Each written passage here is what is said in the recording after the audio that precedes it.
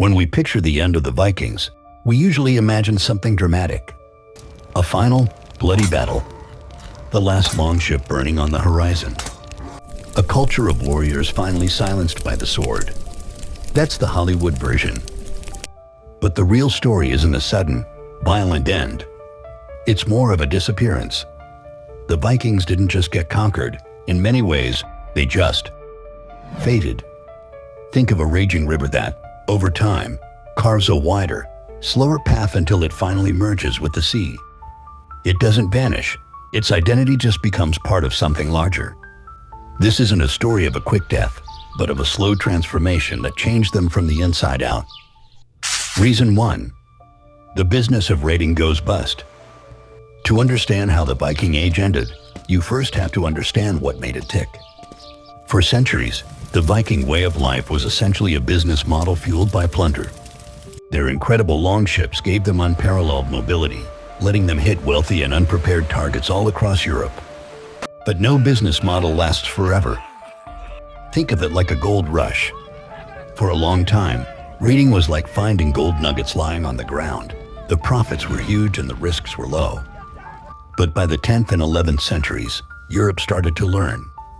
Kingdoms grew stronger, building better fortifications and organizing armies. The surface-level gold was gone.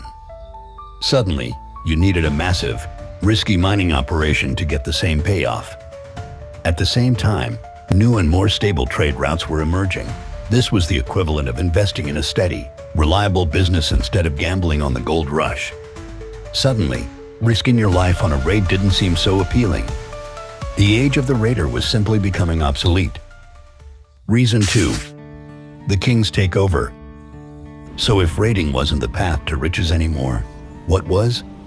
The answer was centralized power. For most of the Viking Age, Scandinavian society was a patchwork of territories. Local chieftains led their own war bands, like ambitious entrepreneurs each leading their own violent startup. But by the 11th century, a new ambition was rising. Leaders like Harald Bluetooth in Denmark and Olaf II in Norway didn't just want to be startup CEOs. They wanted to be founders of a massive corporation. They began to consolidate territory and crush rivals, forging kingdoms that looked a lot more like the rest of Europe. This was like a corporate takeover. The new kings couldn't have all these independent franchises running around, causing chaos. They wanted stability, they wanted taxes, and they wanted armies loyal only to corporate headquarters. Freelance raiding was a direct threat to their authority. As these new, organized kingdoms rose, the warrior culture that had launched 1,000 longships was systematically dismantled from the top down. Reason 3. The cross replaces the axe. There was one more force at work, and it was arguably the most powerful of all: religion. For centuries, the pagan faith of the Norse gods had glorified battle. It was the ideological engine of the Viking war machine. But as Viking leaders began building kingdoms, they saw the huge advantages of adopting Europe's dominant religion. Converting to Christianity was a brilliant strategic move. It was like swapping out the engine of a race car for the engine of a cargo truck. The goal was no longer short-term bursts of aggressive speed, but long-term stability and trade. Christianity smoothed the way for alliances with Christian kings and removed the religious justification for crusades against their lands. The church also offered a ready-made administrative structure, a kind of operating system, that helped kings govern their new realms.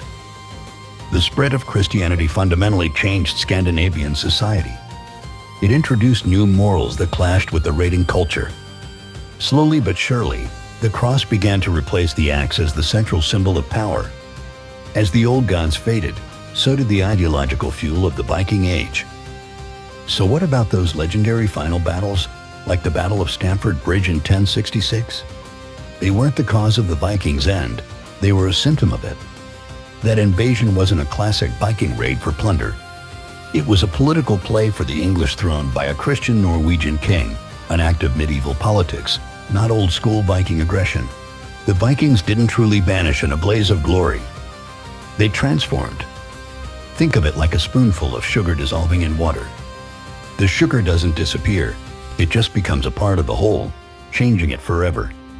The Vikings settled and assimilated in lands from Normandy to England. becoming part of the very cultures they once terrorized. And in their own homelands, they evolved. They became Danes, Norwegians, and Swedes. They built kingdoms, embraced Christianity, and joined the wider European world they had once sought only to plunder. The real reason the Vikings seem to vanish from history is because they didn't. Not really. They simply became us. Their legacy isn't just in sagas and ruins, but in the DNA, language, and political foundations of modern Europe.